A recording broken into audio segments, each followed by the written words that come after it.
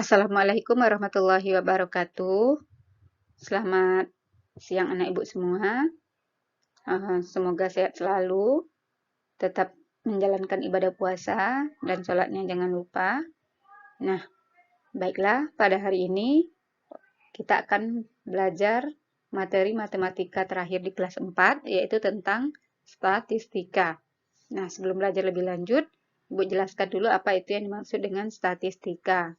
Statistika adalah kumpulan data dalam bentuk angka dan disusun dalam bentuk diagram atau tabel di mana isinya menjelaskan masalah tertentu. Nah, pada hari ini statistika kita akan mempelajari 3 bagian. Yang pertama adalah membaca data pada diagram batang, yang kedua mengumpulkan data, dan yang ketiga kamu nanti akan mampu membuat diagram batang. Nah, baiklah, kita masuk materi yang pertama, yaitu membaca data pada diagram batang. Nah, di sini ada diagram batang dengan judul Data Pasien COVID-19 di Pulau Galang selama 1 minggu terakhir. Di sini kamu ada melihat 2 garis. Nah, yang di bawah ini namanya adalah garis mendatar atau garis horizontal. Nah, dan sini ada hari. Harinya ada hari Senin, Selasa, Rabu, Kamis, Jumat, Sabtu, dan Minggu. Dan garis yang tegak lurus ini disebut juga dengan garis vertikal. Di sini ada keterangannya yaitu tentang banyak pasien. Nah, di sini ada kamu lihat dari angka 0, 2, 4, 6, 8, 10, 12. Nah, sekarang kita akan coba membaca datanya. Nah, cara membaca datanya itu kita lihat dulu harinya atau garis mendatar. Pada hari Senin, ini artinya pada hari Senin jumlah pasien yang dirawat ada 2 orang. Pada hari Selasa, jumlah pasien yang dirawat ada, nah ini di antara 6 dan 8. Di antara 6 dan 8 berarti adalah angka 6 dan 8 berarti angka 7. Ya. Nah, dan pada hari Rabu ada di antara 2 dan 42, 3, 4. Ini di antara angka 2 dan 4. Berarti pada hari Rabu ada 3 pasien. Pada hari Kamis jelas ya ada 10 pasien. Pada hari Jumat, nah pada hari Jumat ini juga di antara 4 dan 6. Berarti antara 4 dan 6 adalah 5 ya. Bagus. Dan pada hari Sabtu ini jelas ya, ada 8 pasien dan pada hari Minggu ada 6 pasien. Nah, itu artinya kamu sudah membaca data. Nah, dari diagram di atas ada pertanyaannya, yaitu jawablah pertanyaan berikut dengan memperhatikan diagram di atas. Nah, di sini ada 5 soal.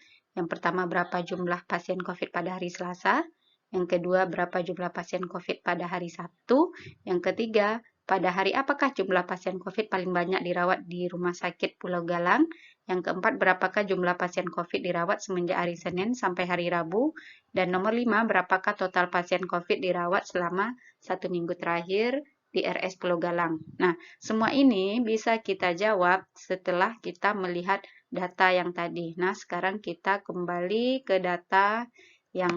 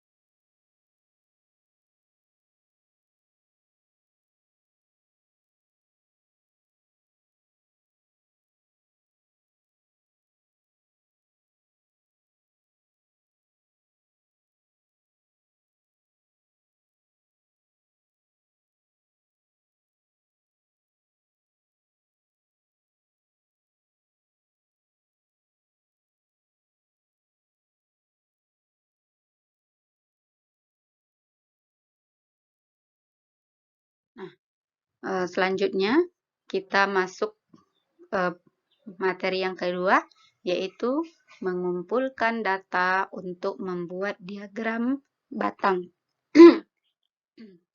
Sebelum membuat diagram batang, tentu kita harus ada data untuk dijadikan diagram batang. Nah, di sini ada data tentang nilai ulangan MTK kelas 4A. Nah, dan ini adalah datanya, nilainya. Nah, nilainya mulai dari 70, 67, 85, seterusnya sampai dengan 90. Di sini banyak datanya, ada berapa bisa kita hitung dari sini ya. 1, 2, 3, 4, 5, 6, 7. 7 mendatar ke bawahnya 1, 2, 3, 4. Berarti 7 kali 4 ada 28 data. Jadi di sini ada 28 data, datanya tentang nilai matematika kelas 4. Nah, langkah pertama kita membuat diagram adalah mengubah data ini menjadi tabel. Nah, kita masukkan ke dalam tabel. Di sini ada nilai. Nah, nilainya pertama harus kita urutkan dari yang terkecil. Yang terkecil adalah 65, 70, 75, 80, 85, 90, dan 95. Untuk menentukan banyak anaknya ini, kita menghitung, tentu kita hitung. Nah, sekarang yang nilai 65, kita hitung dulu yang nilai 65 ada berapa orang. Kita lihat baris pertama ada 65, ya ini ada 65. Kita coret dulu, 65, 1. Ada lagi 65, ya ini ya. Nah, 2. Nah, jadi banyak anak yang mendapat nilai 65 adalah 2 anak. Nah, kita lanjut. Data yang kedua nilai 70. Yang mendapat nilai 70 ada berapa orang? Kita hitung di sini. 1, 2, 3, 4. Ada lagi? Nah, tidak ya. Jadi, yang mendapatkan nilai 70 ada 4. Nah, gitu cara menghitungnya. Lanjut, yang mendapat nilai 75. Kita cari yang 75. Mana 75? Kita hitung, kita silang. Nah, ini dia 1, 2, 3, 4, 5.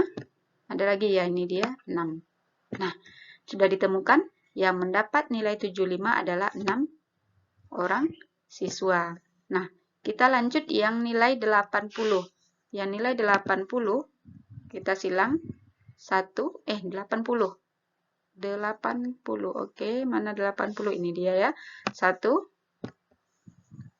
2, 3, 4, 5. Nah, ini dia 5. Jadi anak yang mendapatkan nilai 80 ada 5 orang anak. Lanjut yang mendapat nilai 85. Sekarang kita cari yang 85 ini ya. 1, 2, 3, 4, 5, 6, 7. Ada lagi? Nggak ada ya. Nah, jadi yang mendapat nilai 75 ada 7 orang siswa. Lanjutnya, yang mendapat nilai 90. Nah, sekarang yang 90. Kita hitung. Mana yang 90? Nah, 1, 2, 3. Nah, ini dia. Yang mendapat 90 ada 3 orang siswa. Dan yang terakhir 95, jelas ya. Yang belum dicoret cuma 1, berarti ini dia. Berarti yang mendapat nilai 95 adalah 1 orang siswa. Nah, jadi langkah pertama adalah kamu pindahkan data ke bentuk tabel. Bisa ya? Oke.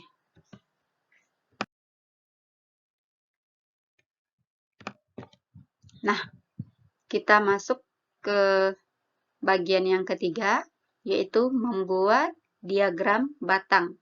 Nah, langkah-langkah membuat diagram batang, yang pertama adalah siapkan kertas berpeta dan pensil berwarna. Yang kedua, beri judul untuk diagram batang sesuai dengan perintah. Yang ketiga, buat sumbu koordinat pada kertas berpeta.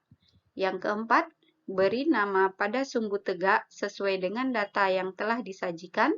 Yang kelima, tentukan skala sumbu tegak dan mendatar. Dan yang keenam, gambar batang sesuai dengan data.